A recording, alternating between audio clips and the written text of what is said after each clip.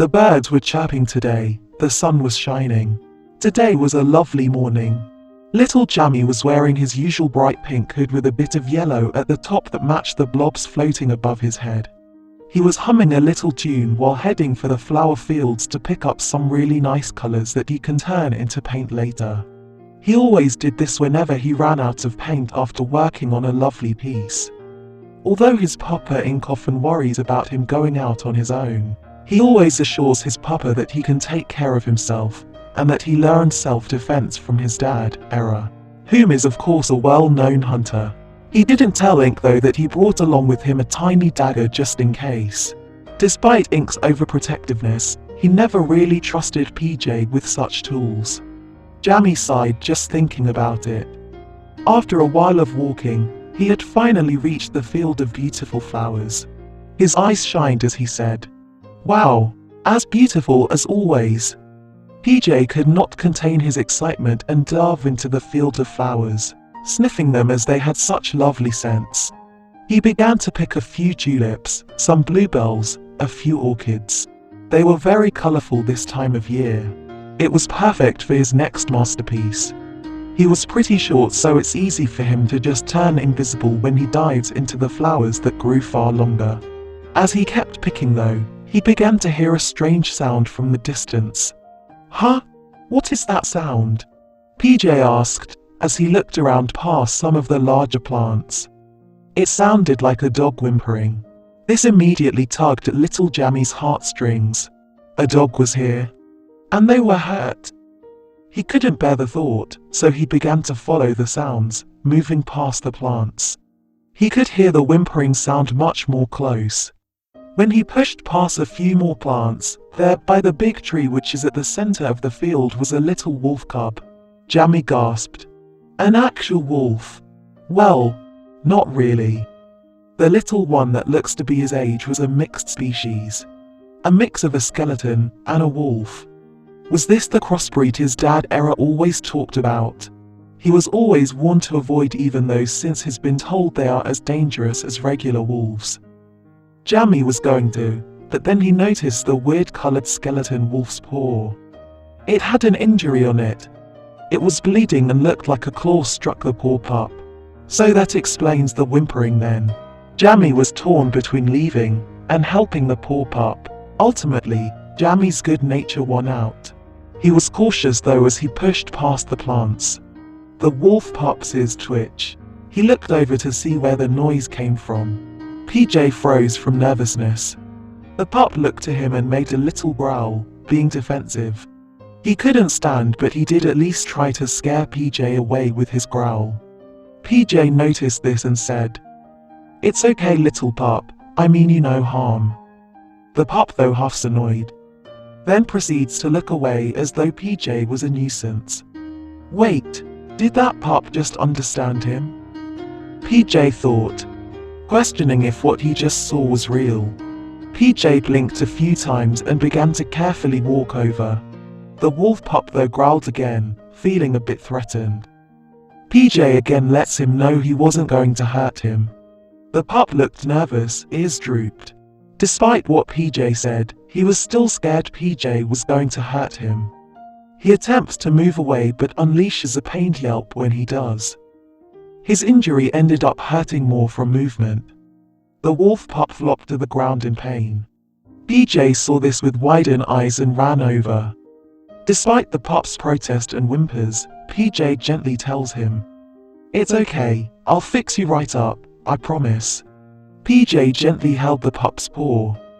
This caused the pup to stop struggling for a moment to look at PJ in confusion. He was afraid still, but he knew he had no other option but to trust the darker skeleton. PJ only gave him a warm and kind smile, showing he really didn't mean the other harm. He looked through his basket and pulled out a large leaf. PJ closed his eyes and began to emanate a soft glow from his small hand, sending his magic to the leaf to amplify its regular healing properties. Once done, he wrapped the large leaf around the pup's paw gently. "Stay still, okay?" PJ advised gently. The wolf pup let out one small whimper but understood and stayed put. Once PJ wrapped the leaf and kept it locked in place around the other's paw, like an actual bandage wrap. The leaf glows and thus its healing began to work and ease the pup's pain. The small pup lets out a relaxed and happy sound like a dog would. The other really was just like a big puppy. PJ thought. There we go, all fixed. PJ spoke happy with the successful rescue. The pup barked happily and nuzzled PJ as a sign of thanks. PJ chuckled and said, "You're welcome, little guy. Now you can go home to your family. But go slowly, okay? The leaf is still doing its thing." The pup, however, gave a confused head tilt, as though saying, "Home? Where was that?" Now PJ was confused.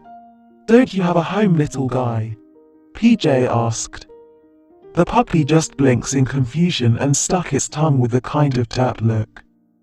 PJ just chuckled at that. Now that he got a better look at him, he noticed that the little one has a soul-shaped pupil on the left eye. PJ had a momentary worried look. There's no way someone's soul is out in the open like that. Right? PJ thought in his mind with worry. Should you really be leaving this puppy to fend for himself? Especially with the pup's soul being exposed and fragile like that. The puppy though was playfully barking and walking around PJ in a circle. This made the darker skeleton confused for a moment and raised his brow. "What is it, little guy?" PJ asked.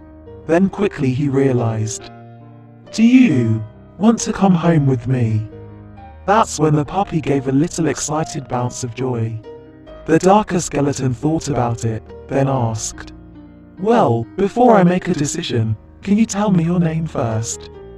The wolf pup put his uninjured paw to his mouth, as though thinking how to do that. He then got an idea and pointed to his chest fluff.